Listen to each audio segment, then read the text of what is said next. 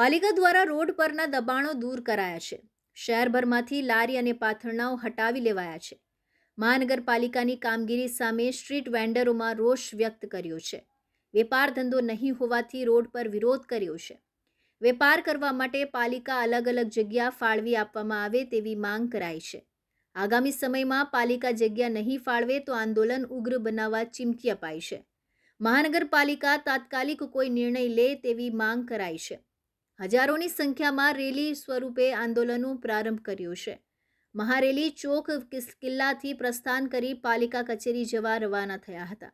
પાલિકા વિરુદ્ધ સૂત્રોચ્ચાર કરી વિરોધ દર્શાવ્યો હતો।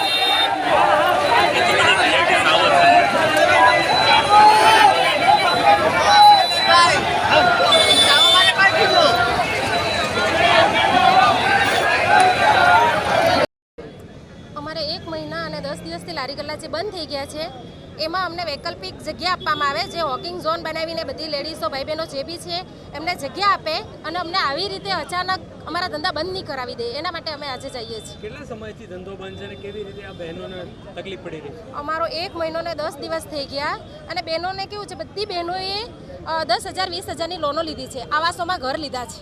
આજે 1 મહિનાથી હપ્તાની તકલીફ પડી રહી છે બધી બહેનોને કે ભરવા ક્યાંથી।